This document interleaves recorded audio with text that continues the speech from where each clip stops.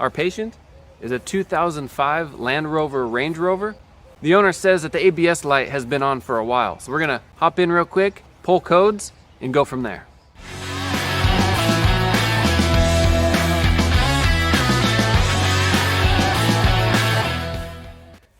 In the ABS module, read fault codes, temporary system deactivation, steering angle plausibility, and front left wheel speed sensor open circuit.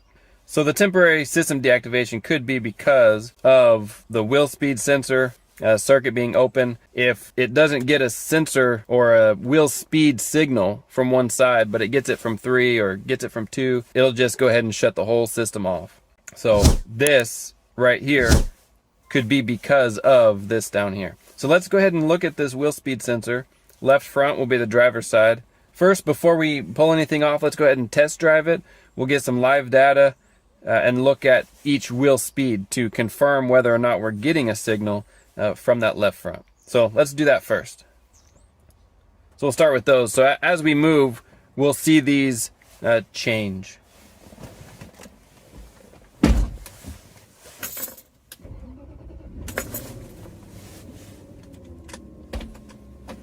All right, you guys watch this, I'll watch the road. So even just backing out, you can already see 3 of them are producing a signal. 1 of them is not. And the one that's not is that left front. So I don't have to drive very far because we already see it.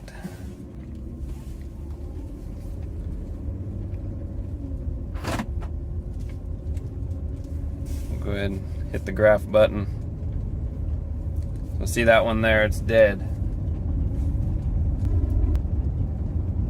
So let's go ahead and park it and then dig into why this signal's dead.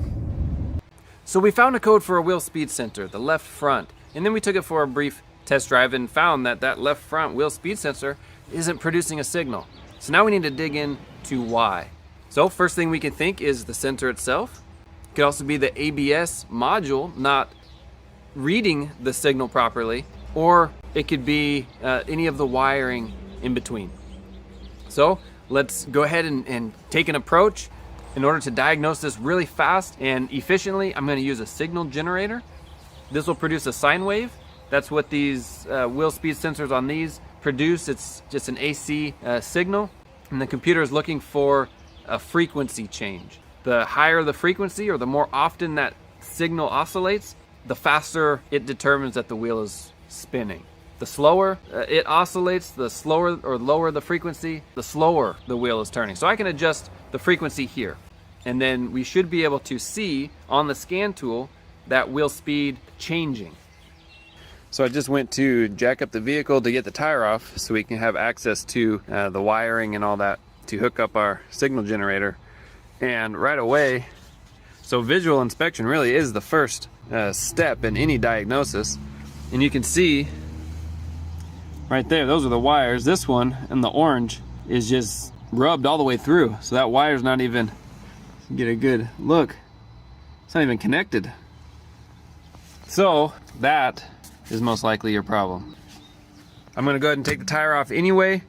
We're gonna unplug the wheel speed sensor. It looks like whoever was in here last really enjoyed zip ties. Either way, I'm still going to run through the process because we want to check the circuitry from the sensor back to the computer. We want to make sure that the ABS module is capable of receiving a signal, and we want to make sure that the wires from the plug to the ABS module is capable of sending or carrying that signal. So we'll still use the signal generator to make sure that the circuitry is okay, but that's your issue. So that's curious. So this right here wire is for the brake level sensor. So it lets you know, hey, your brakes are low. And you follow that, it's just zip tied. This whole mess. And then the ABS wheel speed sensor is right here, and then that wire, let me back out, it goes around and then comes up here, and then it's just It's just bundled. That makes me, if you look, a lot of electrical tape. I almost wonder if this had broke before and maybe was electrical taped and repaired. I'm not sure, but that's quite a mess. So you can see why it rubbed is because this big ball of wires as you turn the steering wheel, probably to the left, yeah, to the left, this back steering wheel would just hit it, rub away. So not oh, what the world? Look at this. So this is the brake line right here, and the brake line, I don't know if you can see, it does a little whoop-de-doo. Well, okay, that's nuts. You can't make this stuff up. Well, I'm gonna cut all this, try to straighten all this out. Maybe we can salvage the sensor by just soldering the wires back together, but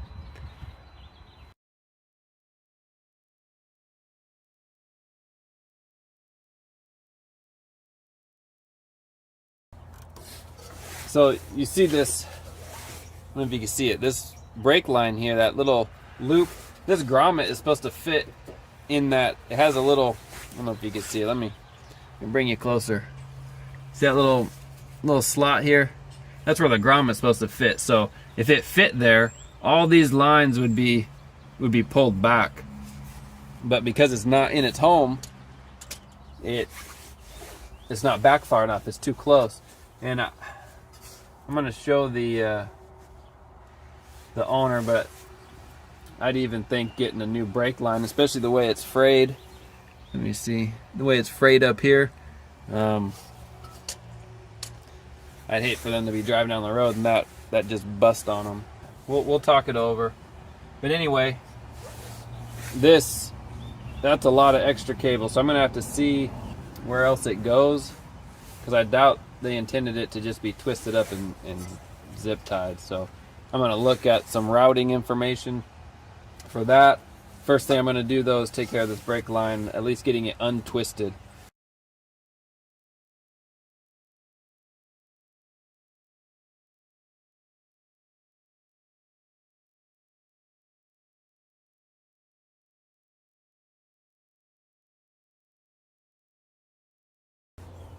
So it was just twisted one turn.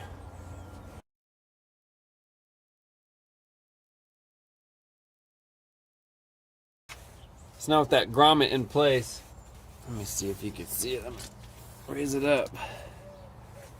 So now these sit up, yeah, they sit up higher and more out of the way. So this would be the little speed sensor would go here. So that's plenty of clearance, because before it was way out here, but now it's in.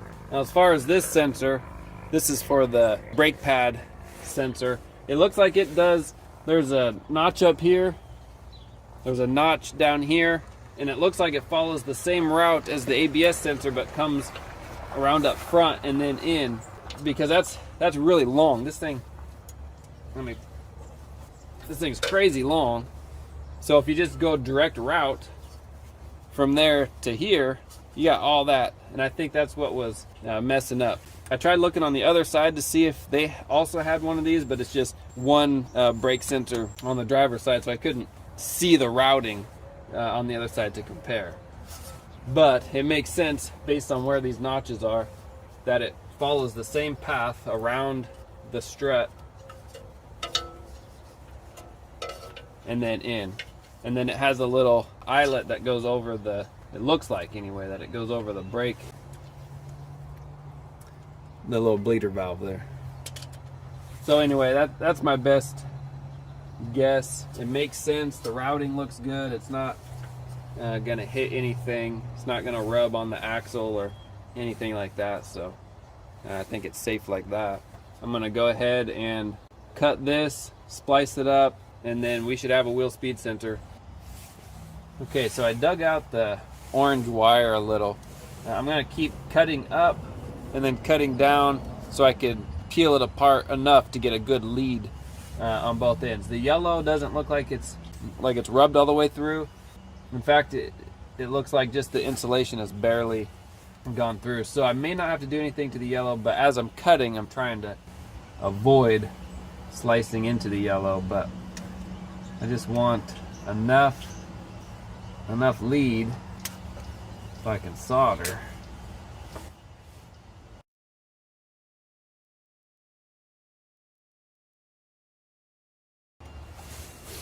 I think that's enough. I have about an inch.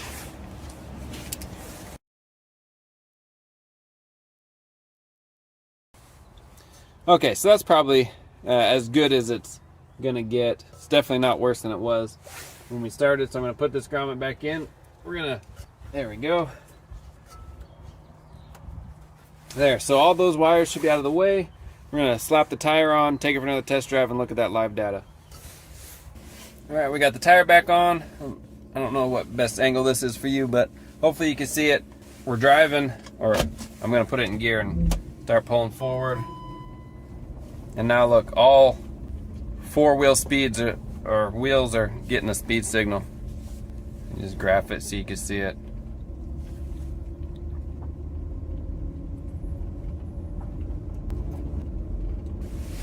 All right, so we test drove it around for a little bit. You can see right now we have no codes, and the light, let me show you. When you do fix wheel speed sensor, this is a continuously monitoring system, so you don't even have to clear codes. It'll recheck all the wheel speeds. If it looks good, it'll shut itself off. It'll turn the light off on its own. Well, so this vehicle is fixed and ready to go. So what are some takeaways? The power of a visual inspection. I was all excited and ready to get my tools out and go high tech with my signal generator and do all that, but really, a visual inspection was all this needed.